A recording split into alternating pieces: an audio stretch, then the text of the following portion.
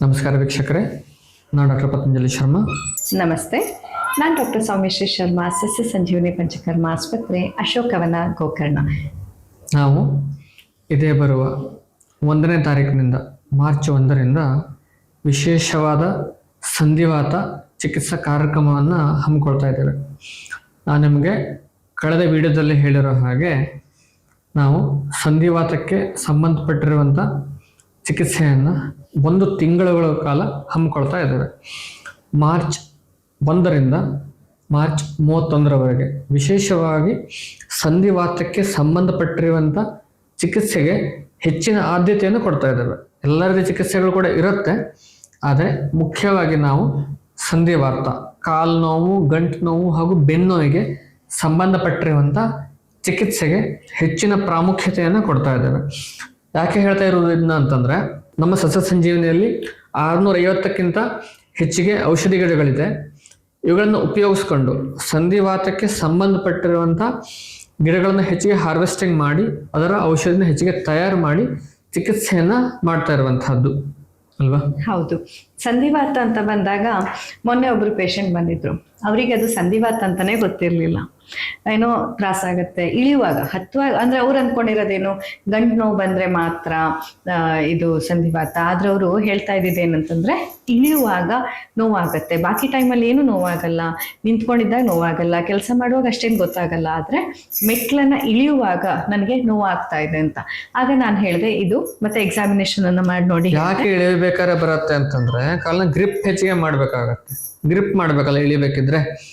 ಹತ್ತಬೇಕಿದ್ರು ಹೆಚ್ಚು ಗ್ರಿಪ್ ಬೇಕಾಗಲ್ಲ, ಇಳಿಬೇಕಿದ್ರೆ ಕಾಲು ಗ್ರಿಪ್ ಮಾಡ್ಬೇಕಾಗತ್ತೆ, ಜಾರತ್ತಲ್ಲ, ಅದಕ್ಕಾಗಿ ಆವಾಗ ನಾವು ಕಾಣಿಸ್ಕೊಳ್ಳುತ್ತೆ.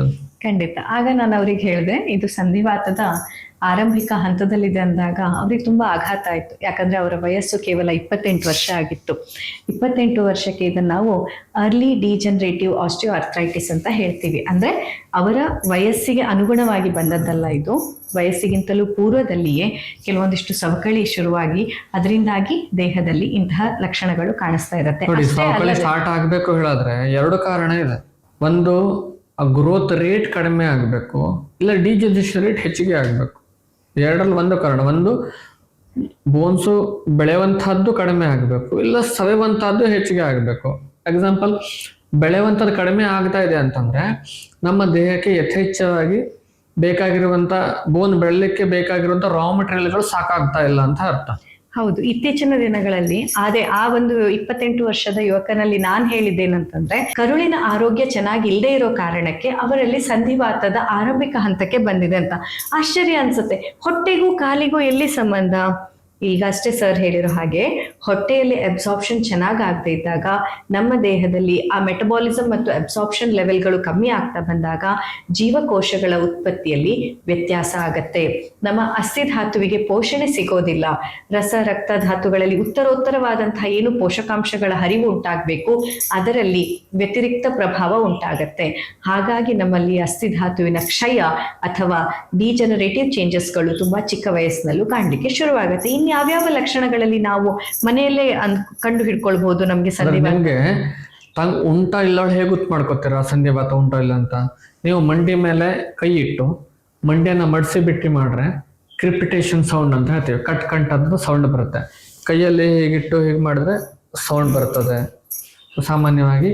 ಅಥವಾ ಶೋಲ್ಡರ್ ಮೇಲೆ ಕೈ ಇಟ್ಟು ಹೀಗೆ ಮಾಡಿದಾಗ ನಿಮ್ಗೆ ಕಟ್ ಅಂತ ಸೌಂಡ್ ಬರ್ತದೆ. ಇನ್ನು ಕೆಲವರಲ್ಲಿ ಸೌಂಡ್ ಬರಲ್ಲ, ಆದ್ರೆ ಅವು ಉಜ್ಜುದು ಗೊತ್ತಾಗತ್ತೆ, ಒಂಥರ ಕ್ರಾಕ್ಲಿಂಗ್, ಅಂದ್ರೆ ಒಳಗಡೆ ಘರ್ಷಣೆ ಗೊತ್ತಾಗತ್ತೆ ನಿಮ್ಗೆ. ಕೆಲವರಲ್ಲಿ ಶಬ್ದ ಬರೋದಿಲ್ಲ, ಆದ್ರೆ ನೀವು ಮಂಡಿಯ ಮೇಲೆ ಕೈಯನ್ನಿಟ್ಟು ಈ ಮಂಡಿಯನ್ನು ಹೀಗೆ ನಿಧಾನಕ್ಕೆ ಸೌಂಡ್ ಬರುತ್ತೆ ಅಂತ ಹೇಳ್ತಾರೆ. ಚಚ್ಚರ್ ಅಂತ ಒಳಗಡೆಯಿಂದ ಫೀಲ್ ಆಗತ್ತೆ, ಅಲ್ಲಿ ಏನೋ ಫ್ರಿಕ್ಷನ್ ಆಗ್ತಾ ಇದೆ ಅಂತ. ಅಲ್ಲಿಗೆ ನೀವು ಅರ್ಥ ಮಾಡ್ಕೊಳ್ಬಹುದು ಇದು ಸಂಧಿವಾತದತ್ತ ಮುಖ ಮಾಡ್ತಾ ಇದೆ ಅಂತ. ಮತ್ತೆ ಕೆಲವೊಬ್ಬರಿಗೆ ಸಂಧಿಗಳು ಬಾವು ಬರುತ್ತೆ, ಕ್ರಿಪಿಟೇಷನ್ ಸೌಂಡ್ ಇರೋದಿಲ್ಲ, ಸ್ವಲ್ಪ ಸ್ವೆಲ್ಲಿಂಗ್ ಬರುತ್ತೆ. ಮಾರ್ನಿಂಗ್ ಸ್ವೆಲ್ಲಿಂಗ್ ಹೆಚ್ಚಿಗೆ ಇರುತ್ತೆ ಕೆಲವೊಬ್ಬರಿಗೆ. ಮಾರ್ನಿಂಗ್ ಸ್ಟಿಫ್ನೆಸ್ ಇರುತ್ತೆ, ಹಿಂಗೆ ಮಡಿಸ್ಲಿಕ್ಕೆ ಬರೋದಿಲ್ಲ. ಬೆಳಗ್ಗೆ ಬಿಸಿಲಾಗ್ತಾ ಬಂದಂಗೆ ಕಡಿಮೆ ಆಗ್ತಾ ಬರುತ್ತೆ. ಕೆಲವೊಬ್ಬರಿಗೆ ರೆಡ್ನೆಸ್ ಇರುತ್ತೆ, ಸೊ ಬಾವು ಇರುತ್ತೆ. ಕೆಲವೊಬ್ಬರಿಗೆ ಮಡಿಸ್ಲಿಕ್ಕೆ ಬರೋದಿಲ್ಲ ಸ್ವೆಲ್ಲಿಂಗ್ ಇರೋದ್ರಿಂದ. ಕೆಲವೊಬ್ಬರಿಗೆ ಆ್ಯಂಕಲ್ ಸ್ವೆಲ್ಲಿಂಗ್ ಇರುತ್ತೆ, ಕೆಲವೊಬ್ಬರಿಗೆ ನೀದಲ್ಲಿ ಮೊಣಕಾಲಲ್ಲೇ ಬಂದಿರುತ್ತೆ. ಇವೆಲ್ಲವೂ ಕೂಡ ಸಂಧಿವಾತಕ್ಕೆ ಸಂಬಂಧಪಟ್ಟಿರುವಂತಹದ್ದು. ಅಲ್ಲಿ ಏನಾಗಿರುತ್ತೆ, ಆಮ ಜಾಸ್ತಿ ಆಗಿರುತ್ತೆ. ನಮ್ಮ ದೇಹದಲ್ಲಿ ಆಮ ಜಾಸ್ತಿಯಾಗಿ ಜೀರ್ಣಕ್ರಿಯೆ ವ್ಯತ್ಯಾಸದಿಂದ ಆಮ ಹೆಚ್ಚಾಗಿ ಆಮವಾತ, ಸಂಧಿವಾತ, ಈ ಎಲ್ಲ ನಮ್ಮ ದೇಹದಲ್ಲಿ ಬರುವಂತಹ ಜಾಯಿಂಟ್ ಗಳಲ್ಲಿ ಬರುವಂತಹ ಪೇನ್ಗಳಿಗೆ ಆಯುರ್ವೇದ ತುಂಬಾ ಚೆನ್ನಾಗಿ ಇದರ ಬಗ್ಗೆ ಸಂಶೋಧನೆಯನ್ನ ಮಾಡಿದೆ. ತುಂಬಾ ಬೇರೆ ಬೇರೆ ಹೆಸರುಗಳನ್ನು ಕೂಡ ಹೇಳಿದೆ. ಯಾಕೆ ಈ ಜಾಯಿಂಟ್ ಪೇನ್ಗಳು ಬರುತ್ತೆ, ಈ ಎಲ್ಲದೂ ಬರೋದು ಜಾಯಿಂಟ್ ಅಲ್ಲೇ ಆದ್ರೂ ಕೂಡ ಇವುಗಳೆಲ್ಲ ಹೇಗೆ ವಿಭಿನ್ನ ಅನ್ನೋದನ್ನ ಕೂಡ ನಮ್ಮ ಆಯುರ್ವೇದ ತುಂಬಾ ಸುಂದರವಾಗಿ ಇದ್ ಮಾಡುತ್ತೆ. ಪ್ರತಿಯೊಂದಕ್ಕೂ ಕೂಡ ಚಿಕಿತ್ಸಾ ಪದ್ಧತಿ ಬೇರೆ ಬೇರೆನೆ ಇರುತ್ತೆ. ಅದಕ್ಕಾಗಲೇ ನೀವು ಇಲ್ಲಿ ಬಂದು ಉಳ್ಕೊಂಡು ಚಿಕಿತ್ಸೆನ ಪಡ್ಕೊಂಡಾಗ ನಮಗೆ ಚಿಕಿತ್ಸೆ ಕೊಡ್ಲಿಕ್ಕೆ ಈಸಿ ಆಗುತ್ತೆ. ಚಿಕಿತ್ಸೆಯ ನಂತರ ನಾವು ಮತ್ತೆ ಔಷಧಿಯನ್ನು ಕೊಡ್ತೇವೆ. 1-2 ತಿಂಗಳ 3 ತಿಂಗಳು ತಗೊಳ್ಳಿಕ್ಕೆ ಔಷಧಿನ ಕೊಡ್ತೇವೆ. ಹೀಗೆ ನೀವು ಕರೆಕ್ಟಾಗಿ ಮೆಡಿಸಿನ್ ತಗೊಂಡಾಗ ನಿಮ್ಗಿರುವಂತಹ ಸಮಸ್ಯೆಗಳು ಸಂಪೂರ್ಣವಾಗಿ ಗುಣಮುಖವಾಗ್ತಾ ಬರುತ್ತೆ. ಹೌದು. ಅಷ್ಟೇ ಅಲ್ಲದೆ ಈ ಸಂಧಿವಾತ ಅಂತ ಬಂದಾಗ, ಈ ಸಂಧಿವಾತದಿಂದ ನಾವು ದೂರ ಆಗ್ಬೇಕು, ನಾವು ಮುಕ್ತಿಯನ್ನ ಪಡ್ಕೊಳ್ಬೇಕು ಅಂದಾಗ ಕೆಲವೊಂದಿಷ್ಟು ನಮ್ಮ ಜೀವನ ಶೈಲಿ, ಆಹಾರ ಪದ್ಧತಿ ಕೂಡ ಬದಲಾಗಬೇಕು. ಅದು ಎಷ್ಟು ದಿನ ಮಾಡೋದು, ನಾಳೆ ತನ ಮಾಡೋದ, 1 ತಿಂಗಳ ಮಾಡೋದ ಅನ್ನೋದಲ್ಲ. ಕೆಲವೊಂದಿಷ್ಟು ವಿಷಯಗಳನ್ನ ನಿಮ್ಮ ಜೀವನ ಶೈಲಿಯಲ್ಲೇ ನೀವು ಬದಲಾವಣೆ ಮಾಡ್ಕೊಳ್ಬೇಕು. ಆಗ ಮಾತ್ರ ನೀವು ಸಂಪೂರ್ಣವಾಗಿ ಈ ತೊಂದರೆಯಿಂದ ಹೊರಬರ್ಲಿಕ್ಕಾಗತ್ತೆ. ಹಾಗಾಗಿ ಮಾರ್ಚ್ ತಿಂಗಳಿನಲ್ಲಿ ವಿಶೇಷವಾಗಿ ಸಂಧಿವಾತದ ಬಗ್ಗೆ ಜ್ಞಾನ, ವಿಜ್ಞಾನ, ಚಿಕಿತ್ಸೆ ಮತ್ತು ಸಂಶೋಧನೆ ಇವುಗಳ ಸಮ್ಮಿಲಿತವಾದಂತಹ ಒಂದು ಕಾರ್ಯಕ್ರಮವನ್ನು ಹಮ್ಮಿಕೊಂಡಿದ್ದೇವೆ ನಿಮಗೋಸ್ಕರ. ಇದನ್ನ ನೀವು ವರ್ಕ್ಶಾಪ್ ಅಂತ ಆದ್ರೂ ಹೇಳ್ಬೋದು, ಟ್ರೀಟ್ಮೆಂಟ್ ಅಂತ ಆದ್ರೂ ಹೇಳ್ಬೋದು, ಅಥವಾ ಒಂದು ಲೈಫ್ ಸ್ಟೈಲ್ ಅಂತ ಆದ್ರೂ ಹೇಳ್ಬೋದು. ಆಯುರ್ವೇದಿಕ್ ಲೈಫ್ ಸ್ಟೈಲ್ ಅನ್ನ ಹೇಗೆ ನೀವು ಅಡಾಪ್ಟ್ ಮಾಡ್ಕೊಳ್ಬಹುದು, ನಿಮ್ಮ ಹೆರಿಡಿಟ್ರಿಯಲ್ಲಿ ನಿಮಗೆ ಸಂಧಿವಾತ ಇದ್ರೂ ಕೂಡ ನೀವು ಹೇಗೆ ನಿಮಗೆ ಬಾರದೆ ಇದ್ದಂತೆ ನೀವು ನೋಡ್ಕೋಬಹುದು. ಅಥವಾ ಚಿಕ್ಕ ವಯಸ್ಸಿನಲ್ಲಿ ಈಗ ಬೆನ್ನು ನೋವು ಶುರುವಾಗಿದೆ, ಸೊಂಟ ನೋವು ಶುರುವಾಗಿದೆ, ಕಾಲು ನೋವು ಶುರುವಾಗಿದೆ ಅಂದಾಗ ಇನ್ನು ಜೀವನ ಪೂರ್ತಿ ನಾನು ಅರ್ಥ್ರೈಟಿಸ್ ಪೇಷಂಟ್ ಆಗಿ ಉಳಿಬೇಕಾ ಅನ್ನೋ ಭಯ ನಿಮ್ಮಲ್ಲಿದ್ರೆ ಅದರಿಂದ ಹೇಗೆ ನೀವು ಹೊರಬರಬಹುದು, ಇದೆಲ್ಲದರ ಬಗ್ಗೆ ಮಾಹಿತಿಯನ್ನ ಹಾಗೂ ಚಿಕಿತ್ಸೆಯನ್ನ ನೀವು ಪಡ್ಕೊಳ್ಳಿಕ್ಕೆ ಸಾಧ್ಯ ಇದೆ. ಇನ್ನು ಬೆನ್ನು ನೋವು, ಕೆಲವೊಬ್ಬರಿಗೆ ಸೊಂಟದಿಂದ ಕಾಲಿನವರೆಗೆ ನೋವು ಬರ್ತಾ ಇರುತ್ತೆ, ಕತ್ತಿನಿಂದ ಕೈಯವರೆಗೆ ನೋವು ಬರ್ತಾ ಇರುತ್ತೆ. ಅದಕ್ಕೆ ಅದು ಕೂಡ ಸಂಧಿವಾತದಲ್ಲೇ ಬರುತ್ತೆ. ಆಯುರ್ವೇದದಲ್ಲಿ ಸೊಂಟದಿಂದ ಕೆಳಗಡೆ ಬರೋದಕ್ಕೆ ಗ್ರದ್ರಸಿ ಅಂತ ಹೇಳ್ತಾರೆ, ಲುಂಬಾರ್ ಸ್ಪಾಂಡ್ಲೋಸಿಸ್ ಅಂತ ಹೇಳ್ತೀವಿ. ಇವೆಲ್ಲದಕ್ಕೂ ಕೂಡ ನಾವು ಚಿಕಿತ್ಸೆಯನ್ನು ಮಾಡ್ತೇವೆ ಇಲ್ಲಿ ಆ ಒಂದು ಪ್ರೋಗ್ರಾಮ್ನಲ್ಲಿ. ನೀವು ಹೇಗೆ ಗೊತ್ತು ಮಾಡ್ಕೋಬೋದು, ಆರಾಮಾಗಿ ಬೆನ್ನ ಕೆಳಗಡೆ ಮಲಗಿ ಸಕಾಶ ಕಾಲನ್ನು ಎತ್ತಲಿಕ್ಕೆ ಹೇಳಬೇಕು. ನೀವೇ ಎತ್ತ ನೋಡ್ಬೋದು, ಓಹೋ 30 ಡಿಗ್ರಿ ಎತ್ತಿದ್ರೆ ನನಗೆ ನೋವು ಬರ್ತಾ ಇದೆ, ಓಕೆ 60 ಡಿಗ್ರಿ ಎತ್ತಿದ್ರೆ ನೋವು ಬರುತ್ತೆ, 90 ಎತ್ತಿದ್ರೆ ನೋವು ಬರುತ್ತೆ. ಇದು ಸಿವಿಯರಿಟಿಯನ್ನೇ ಹೇಳ್ತಾರೆ. ಅದು ಎತ್ತಲಿಕ್ಕೆ ಆಗೋದಿಲ್ಲ, ಕಾಲನ್ನು ಲಿಫ್ಟ್ ಮಾಡಲಿಕ್ಕೆ ಆಗಲ್ಲ, ಎತ್ತಲಿಕ್ಕೆ. ಆವಾಗ ಸಿವಿಯರ್ ಇದೆ ನಿಮ್ಮದು ಬೆನ್ನಿನ ಸಮಸ್ಯೆ ಅಂತ ಅರ್ಥ.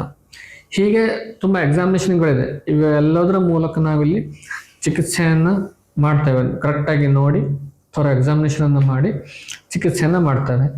ಕೆಲವೊಂದು ಸಲ ನಾವು L3 L4 ಟಚ್ ಮಾಡಿದ್ರೆ ಸಾಕು, ನಿಮಗೆ ಟೆಂಡರ್ನೆಸ್ ಹಾಗೂ ಪೇನ್ ಬರುತ್ತೆ.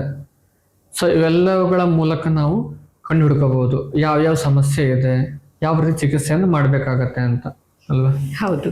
ಹಾಗಾಗಿ ಇದೇ ಬರುವಂತಹ ಮಾರ್ಚ್ ತಿಂಗಳು 2026ನೇ ಇಸ್ವಿಯಲ್ಲಿ ನಡೀತಾ ಇರುವಂತಹ ಈ ಒಂದು ವಿಶೇಷವಾದಂತಹ ಕಾರ್ಯಕ್ರಮ ನಿಮಗೆ ಸಂಧಿವಾತದ ಬಗ್ಗೆ ನಿಮಗಿರುವ ದೃಷ್ಟಿಕೋನವನ್ನ ಬದಲಾವಣೆ ಮಾಡಬಹುದು. ಸಂಧಿವಾತ ಅಂದ್ರೆ ಬರೀ ತೈಲ, ಬರೀ ಎಣ್ಣೆ, ಬರೀ ಮಾಲಿಶ್ ಅಲ್ಲ. ಸಂಧಿವಾತ ಅಂತಂದ್ರೆ ಒಂದಿಷ್ಟು ಯೋಗಾಭ್ಯಾಸ ಅಷ್ಟೇ ಅಲ್ಲ. ಸಂಧಿವಾತವನ್ನ ನೀವು ನೋಡುವ ದೃಷ್ಟಿಕೋನ ಬದಲಾಯಿಸಿಕೊಂಡು ಸಂಧಿವಾತದ ಬಗ್ಗೆ ಇನ್ನಷ್ಟು ಆಳವಾದ ಜ್ಞಾನವನ್ನ, ಹಾಗೆ ಸಂಧಿವಾತಕ್ಕಾಗಿ ಬೆಳೆಯುವ ಸಸಿಗಳನ್ನ ನೀವು ಕಣ್ಣಾರೆ ನೋಡಬಹುದು. ಯಾವ್ಯಾವ ವಿಶಿಷ್ಟ ಔಷಧಿಗಳು ಹೇಗೆ ಬೆಳೆಯುತ್ತೆ. ಯಾಕಂದ್ರೆ ಒಂದಿಷ್ಟು ಈಗ ಮಹಾನಾರಾಯಣ ತೈಲ, ರಾಸ್ನಾದಿ ಕಷಾಯ ಎಲ್ಲರೂ ಸರ್ವೇ ಸಾಮಾನ್ಯವಾಗಿ ಬಳಸ್ತಾ ಇದ್ದಾರೆ. ಆ ರಾಸ್ನ ಹೇಗಿರತ್ತೆ ನೋಡಿದೀರಾ ನೀವು? ಆ ಮಹಾನಾರಾಯಣ ತೈಲ ಹೇಗೆ ಸಿದ್ಧವಾಗತ್ತೆ ನೀವು ನೋಡಿದೀರಾ? ನಮ್ಮ ಸಸ್ಯ ಸಂಜೀವಿನಿಯಲ್ಲಿ ಈ ವಿಶೇಷವಾದ ಮಾರ್ಚ್ ತಿಂಗಳ ಒಂದು ಕಾರ್ಯಕ್ರಮದಲ್ಲಿ ಜ್ಞಾನ, ವಿಜ್ಞಾನ, ಚಿಕಿತ್ಸೆ ಮತ್ತು ಸಂಶೋಧನೆಗಳ ಸಮ್ಮಿಲನ ಅಂತ ಹೇಳ್ತಾ ಇರೋದು ಸುಮ್ಮನೆ ಅಲ್ಲ. ನೀವಿಲ್ಲಿ ಪ್ರತಿಯೊಂದರ ಬಗ್ಗೆ ಇರುವಂತಹ ಸೈಂಟಿಫಿಕ್ ಎವಿಡೆನ್ಸ್ ಅನ್ನ ನೋಡ್ಬೋದು. ಅಷ್ಟೇ ಅಲ್ಲದೆ ಆ ಚಿಕಿತ್ಸೆಯನ್ನ ನೀವು ಪಡ್ಕೊಳ್ಬಹುದು, ಆ ಸಸ್ಯಗಳನ್ನ ನೀವು ನೋಡ್ಬೋದು. ಸಸ್ಯಗಳಿಂದ ಯಾವ ರೀತಿಯಲ್ಲಿ ನಿಮ್ಮ ಚಿಕಿತ್ಸೆ ನಡೆಯುತ್ತೆ ಅನ್ನೋದನ್ನ ನೀವು ಸ್ವತಃ ಅನುಭವಿಸಿ ನೋಡ್ಬೋದು. ಅಷ್ಟೇ ಅಲ್ಲದೆ ಮನೆಯಲ್ಲಿ ಯಾವ್ಯಾವ ರೀತಿಯ ಆಹಾರ, ವಾತ ಪ್ರಿಡಾಮಿನೆಂಟ್ ಇದ್ದಾಗ ಹೇಗೆ, ಪಿತ್ತ ಪ್ರಿಡಾಮಿನೆಂಟ್ ಇದ್ದಾಗ ಹೇಗೆ, ಕಫ ಪ್ರಿಡಾಮಿನೆಂಟ್ ಇದ್ದಾಗ ಹೇಗೆ, ಈ ಚಿಕಿತ್ಸೆ ಬಗ್ಗೆ ಕೂಡ ನೀವು ಜ್ಞಾನವನ್ನ ಪಡ್ಕೊಳ್ಬಹುದು. ಈ ಒಂದು ವಿಶೇಷ ಕಾರ್ಯಕ್ರಮವನ್ನು ನಾವು ನಿಮ್ಮೆಲ್ಲರ ಕೋರಿಕೆಯ ಮೇರೆಗೆ ಮಾಡ್ತಾ ಇರುವಂತಹದ್ದು. ತುಂಬ ಜನ ಬಂದವರು ಹೇಳ್ತಾ ಇದ್ರು, ಸೊ ಸಂಧಿವಾತಕ್ಕೆ ಅಂತ ವಿಶೇಷ ಕಾರ್ಯಕ್ರಮವನ್ನು ಮಾಡಿ ಅಂತ ಹೇಳಿರೋದಕ್ಕೆ ನಿಮ್ಮೆಲ್ಲರ ಕೋರಿಕೆಯ ಮೇರೆಗೆ ನಾವು ಇಡೀ 1 ತಿಂಗಳವನ್ನು ಈ ಒಂದು ಸಂಧಿವಾತಕ್ಕೆ ಅಂತಾನೆ ಇಟ್ಟಿದ್ದೇವೆ. ಹೌದು. ನಾನು ಹೇಳೋದಂತೂ it is not just treatment. ಇದು ಕೇವಲ ಚಿಕಿತ್ಸೆ ಅಲ್ವೇ ಅಲ್ಲ, ಇದೊಂದು ಲೈಫ್ ಸ್ಟೈಲ್. ಸಂಧಿವಾತಕ್ಕಾಗಿ, ಸಂಧಿವಾತದಿಂದ ಮುಕ್ತಿಯನ್ನ ಪಡಿಲಿಕ್ಕಾಗಿ ಲೈಫ್ ಸ್ಟೈಲ್ ಹೇಗಿರ್ಬೇಕು ಅನ್ನೋದನ್ನ ಕಲ್ತ್ಕೊಳ್ಳಿಕ್ಕೆ ಈ ಒಂದು 10 ದಿನಗಳನ್ನ ನೀವು ಸಸ್ಯ ಸಂಜೀವಿನಿಯಲ್ಲಿ ಕಳೀಲಿಕ್ಕೆ ಇವತ್ತೇ ನಿಮ್ಮ ಹೆಸರನ್ನ ನೋಂದಣಿ ಮಾಡ್ಕೊಳ್ಳಿ. 8762845044 ಸಂಖ್ಯೆಗೆ ಸಂಧಿವಾತ ಅಂತ ವಾಟ್ಸಪ್ ಸಂದೇಶವನ್ನ ಕಳಿಸಿದಲ್ಲಿ ಈ ಕಾರ್ಯಕ್ರಮದ ಬಗ್ಗೆ ಸಂಪೂರ್ಣ ವಿವರವನ್ನ ನಮ್ಮ ಸಿಬ್ಬಂದಿಗಳು ನಿಮಗೆ ನೀಡ್ತಾರೆ. ಅಷ್ಟೇ ಅಲ್ಲದೆ ಮುಂಬರುವ ವಿಡಿಯೋದಲ್ಲಿ ಯಾವ್ಯಾವ ರಕ್ತದ ಪರೀಕ್ಷೆಗಳು ನಮ್ಗೆ ಸಂಧಿವಾತದ ಬಗ್ಗೆ ತಿಳ್ಕೊಳ್ಳಿಕ್ಕೆ ಸಹಾಯ ಮಾಡತ್ತೆ ಅನ್ನುವಂತಹ ಮಾಹಿತಿಯನ್ನ ನೀಡ್ಲಿಕ್ಕೆ ಮತ್ತೆ ನಿಮ್ಮ ಎದುರು ಬರ್ತೇವೆ. ಅಲ್ಲಿಯ ತನಕ ಯಾರ್ಯಾರು ನಮ್ಮ ಚಾನೆಲ್ನ ಫಸ್ಟ್ ಟೈಮ್ ನೋಡ್ತಾ ಇದ್ದೀರಾ ದಯವಿಟ್ಟು ಚಾನೆಲ್ನ ಸಬ್ಸ್ಕ್ರೈಬ್ ಮಾಡ್ಕೊಳ್ಳಿ. ಪಕ್ಕದಲ್ಲಿ ಕಾಣ್ತಾ ಇರುವಂತಹ ಬೆಲ್ ಐಕಾನ್ ಪ್ರೆಸ್ ಮಾಡ್ಲಿಕ್ಕೆ ಮರಿಬೇಡಿ. ಅಷ್ಟೇ ಅಲ್ಲದೆ ಇನ್ನು ಮುಂದಿನ ದಿನಗಳಲ್ಲಿ ಇನ್ನಷ್ಟು ಸಂಧಿವಾತದ ಬಗ್ಗೆ ಮಾಹಿತಿಯನ್ನ ಹಾಗೆ ನಮ್ಮ ಚಿಕಿತ್ಸಾ ಶಿಬಿರದ ಬಗ್ಗೆ ಮಾಹಿತಿಯನ್ನ ನಿಮ್ಗೆ ನೀಡ್ತೇವೆ. ಅಲ್ಲಿಯ ತನಕ ನಮಸ್ಕಾರ. ನಮಸ್ತೆ.